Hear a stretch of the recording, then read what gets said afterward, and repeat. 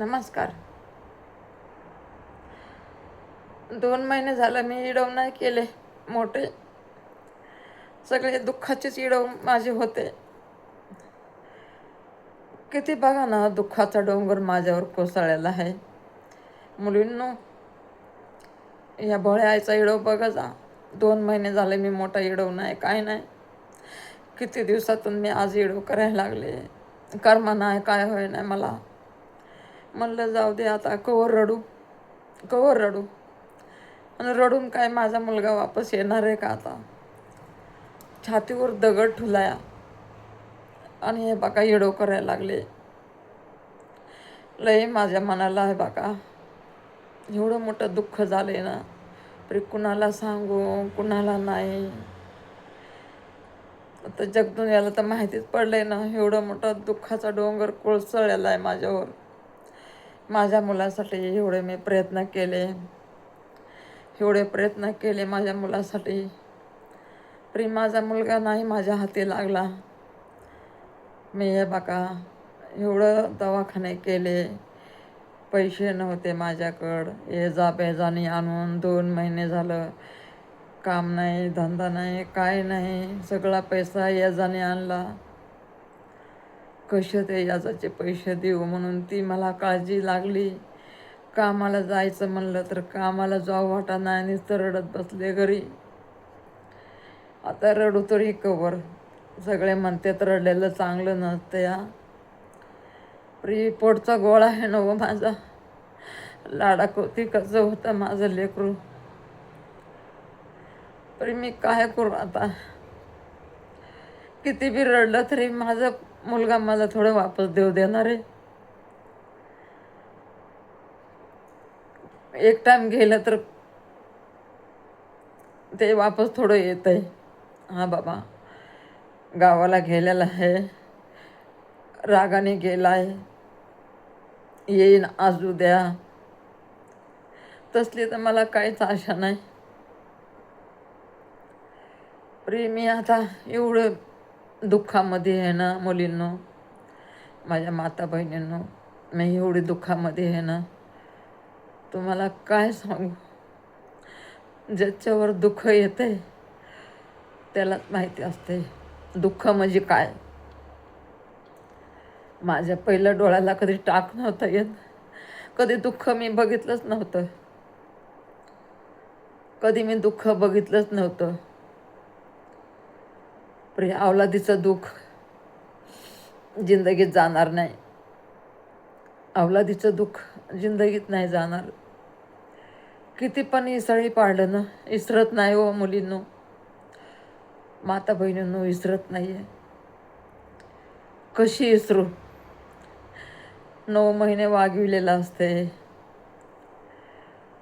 त्याचं हागलं काढलेलं असते, त्याचं सुखदुःख बघितलेलं असते, त्याचं हसणं खेळणं बघितलेलं असते. काही न केलं नसतं त्या लेकरासाठी. तुम्ही सांगा कशी राहत असन मी, तुम्ही सांगा. गडीभर सोडून मी त्याला राहत नव्हते.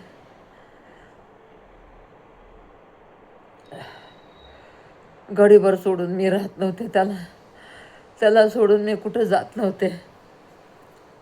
पण आज बघा ना, तेच मला सोडून गेला. कसं राहू, कसं काम करू, कसं काम करायला मन लागन. आणि काम नाही केलं तर कर्ज पाणी कुठून फेडणार. काय करू आणि काय नाही मला काहीच कळा नाही मला. येड्यासारखं झाले नुसतं. किती पण इसराई पाडायला बघते ना, इसरत नाही मुलींनो, इसरत नाही. पोटचा गोळा असतो, पोटचा गोळा कधीच नाही इसरणार.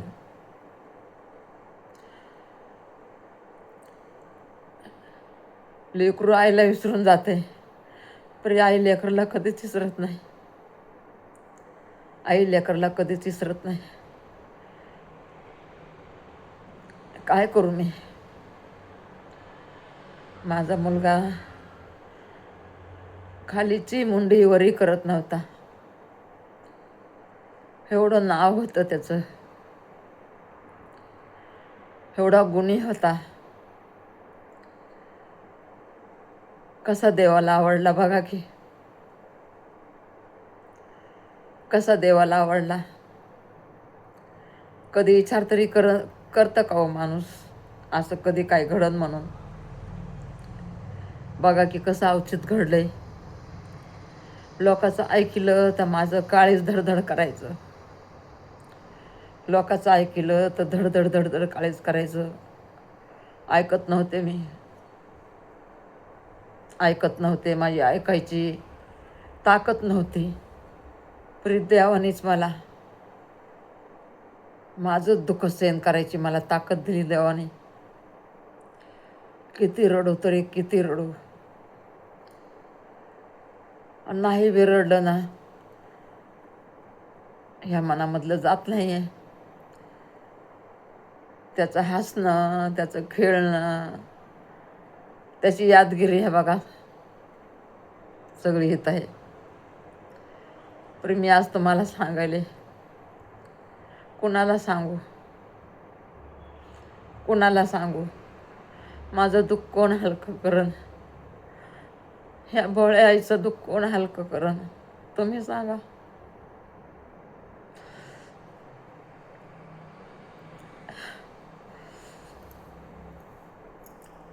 कशी मी जगायले ह्या जीवाला माहिती आहे. कशी उभा आहे ह्या जीवाला माहिती आहे. उभा राहायची पण ताकद नाही, तरी पण कामधंदा करावं लागतंय. काय करू मी, कशी जगणार. जगावं तर लागणार आहे. दुसरे लेकरं येतं, त्यांच्या पुढं जर रडलं, त्यांच्या पुढं रडलं तर त्यांना आवरत मला बसावं लागल. म्हणून मी त्यांच्या पुढं रडत नाही. सगळं दुःख इथं दडचून ठेवलंय. मी जर रडले तर दुसरे लेकरं माझे रडते ना. एक तर माझ्या लेकरांना माझ्याशिवाय कोणीच नाही आहे. माझ्या लेकराला माझ्याशिवाय कोणीच नाही आहे. म्हणून हे बघा, म्हणून मला सगळं दुःख मला मनामध्ये ठेवायचं आलं या. कुणापाशी रडणार. आज मी तुमच्यापाशी रडायले. तुम्हाला तरी माझी दया येईल की ह्या आईबरोबर कसं घडलं, या ताईबरोबर कसं घडलं, या बहिणीबरोबर कसं घडलं. तुम्ही म्हणता पण माझं म्हणणारं कोणी नाही हो. माझं म्हणणारं कुणी नाही ह्या जगामध्ये. माझं दयाळू, माझ्यावर दया करणार या जगामध्ये कुणी नाही. तुम्ही तरी मला विचारता, पण माझं मला कुणी नाही विचारणार. माझे कुणी नाही विचारणार. आणि लेकी बाळे पुढं कसं रडायचं तुम्ही सांगा.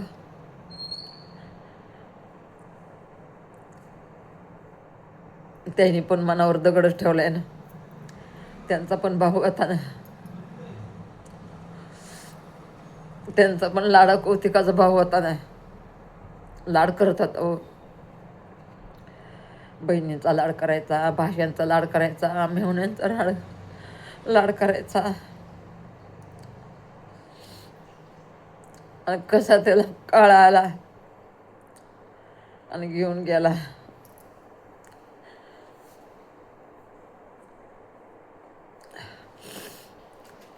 काही जास्त बिमार नाही पडला, काय नाही. एक दवाखान्यात इथं होता 7 दिवस.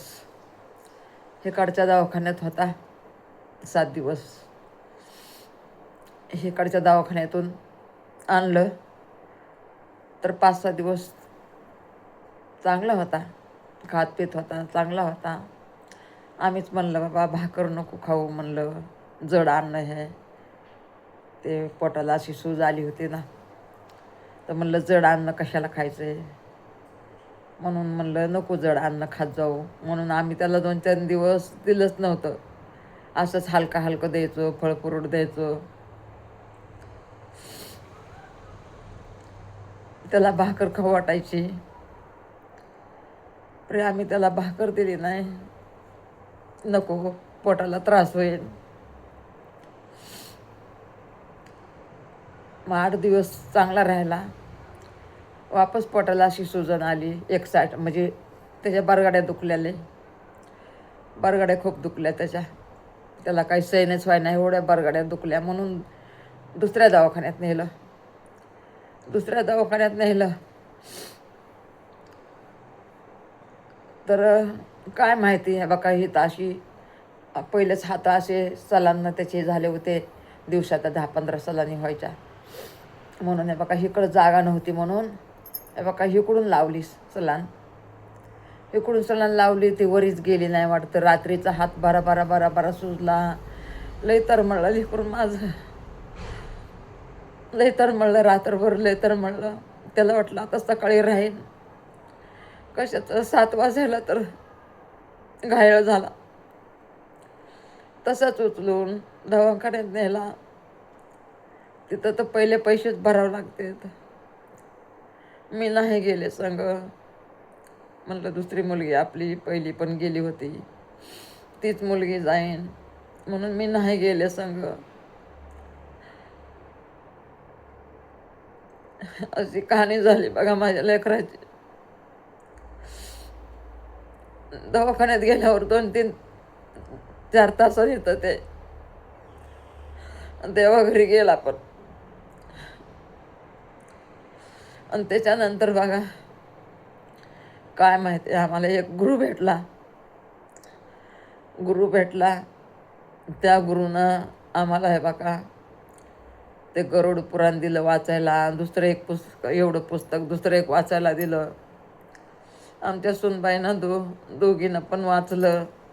रडतच वाचायच्या बिचाऱ्या, काय करणार. त्या पुस्तकामुळे हे बघा आम्ही सावरून गेलो. देवासारखा ते आपल्याला एक गुरु भेटला, साधू संत गुरु. त्याच्यामुळे हे बघा आम्हाला आम्ही जरा तिथून पुढं आम्ही सावरलो जरा. ते ऐकून पोथी पुराण रोज पोथी पुराण ऐकून तेच मी इडव टाकलेले आहेत बघा. म्हणलं आपलं इडव नाही, काय नाही, उगा आपलं बंद व्हायचं आयडी. आपल्याला तर किती रडलं ना पडलं तरी आपल्याला तरी सोडायचं नाही आहे, यूट्यूबचं सोडायचं नाही आहे. जेव्हा होईन तेव्हा होईन, म्हणून मी असे बसले की जेव्हा होईन तेव्हा होईन. पैसा आपल्याला भेटू अगर ना भेटू, जाऊ दे. आपली दुनियामध्ये तरी ओळख झाली आहे, जगामध्ये तरी ओळख आहे. कोणी आई म्हणते मला, कोणी ताई म्हणते, कोणी मावशी म्हणते, कोणी आजी म्हणते. आपले एवढे प्रेम देत नाहीत, तरी आपल्याला तिथं यूट्यूबमध्ये प्रेम भेटलं. आता एखादा असते वाईट वक्त बोलते, त्याला बोलू दे, आपल्याला काय करायचं आहे. आपण आपलं कर्म चांगलं करायचं.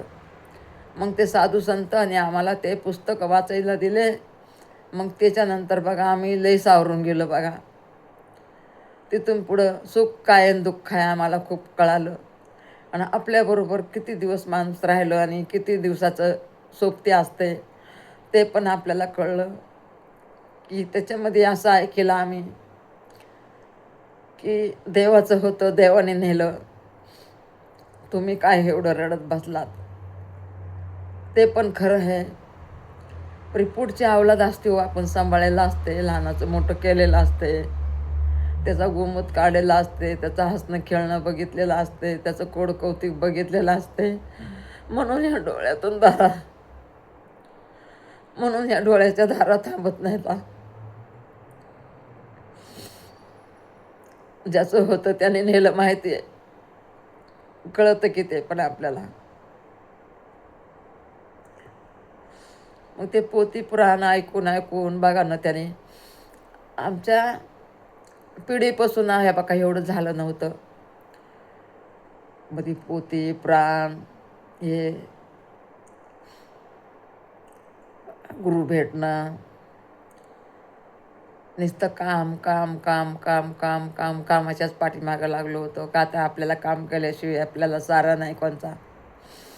काम करायचा, घर चालवायचं, लेकरं सांभाळायचे, संसार बघायचा. म्हणून हे बघा जी कामाच्या नादी लागले ते आत्तापर्यंत कामाच्या नादी लागले. आता माझं लेकरू गेले म्हणून शिनेनीच तर मी असे घाबरले होणे झाले. म्हणून हे बघा काम नाही करायला परी काम तर करावंच लागणं. काम नाही केलं तर कुठून खायला प्यायला पैसा येईन, कुठून कर्ज पाणी फेडू आम्ही. कर्ज पाणी एवढं मोठं होऊन बसलेलं आहे, याजा ब्याजाचं आहे, हात उसणं आहे. ते तर आपल्याला द्यावंच लागणार आहे ना. किती बी घरात बसलं आणि किती बी काम नाही केलं तर आपल्याला कुठून येणार आहे. असं घरं हे भाड्याचे आहेत, घरं भाडं द्यावं लागते. मालकाला भाडं नाही दिलं ह्या महिन्यामध्ये, बिचारा तरी पण गप्प बसला. म्हणला तुम्हालाच काय गरज लागली असली तर सांगा म्हणला. तर हे बघा भाडं नाही दिलं अजून. आता पोरी म्हणत होत्या देऊ आम्ही कुठून तरी पैसे बघून, शिनी व्याजाने पैसे बघून देऊ आम्ही भाडं. एवढ्या दिवस थांबलेत आपले घरमालक. हे बघा अशी कहाणी हो जीवनाची. माझं लेकरू काही मोठं नव्हतं, एवढं लहान वयामध्ये लग्न. जसं माझं लहान वयात लग्न झालं तसं त्यांचं बी 18-19मध्ये लग्न केलं बघा. पोरी बी लहानच होत्या. 18-19मध्ये लग्न केलं.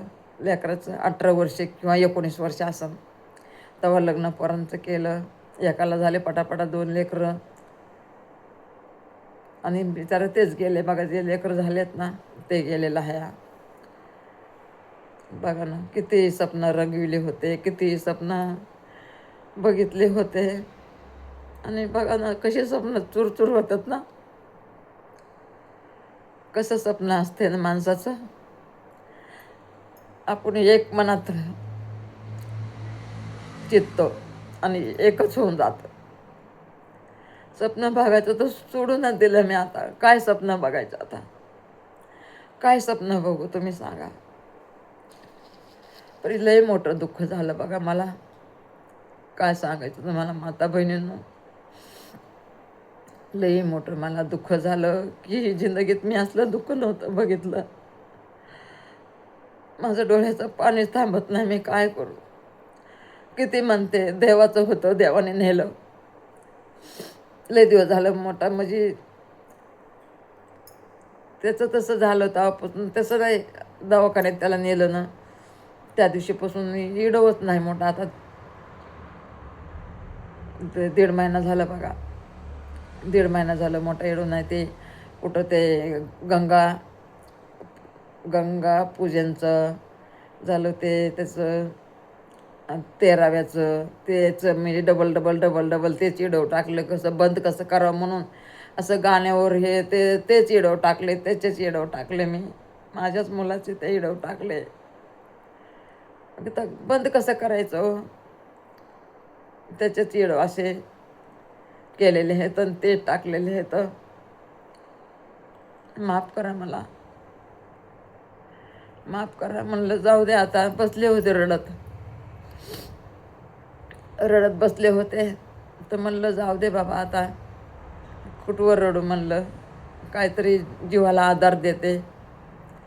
म्हणलं तेवढंच नाही का 10-15 मिनटाचा इडव करन तर तेवढंच माझ्या मनाला नाही का तुम्हाला सांगन. तसे तर रडलेले मी भरपूर माझे टाकलेले तिडव असं रडताना नाही का. काय रडूच आवरत नाही हो. हातात मोबाईल घेतला की म्हणून ते येडो पण करू वाटा ना मला. परी आता मी इथून पुढं हळूहळू करन. लाईफ पण नाही घेत ना.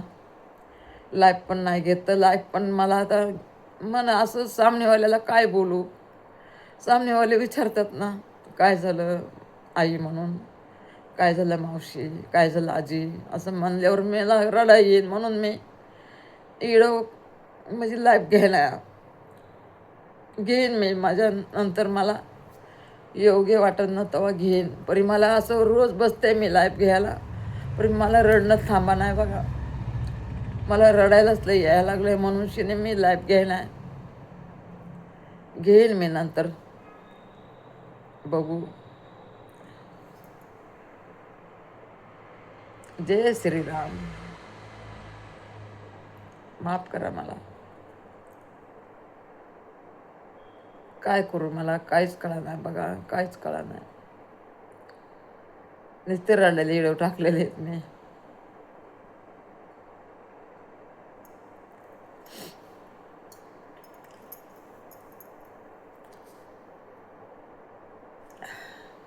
माफ करा मला. नमस्कार.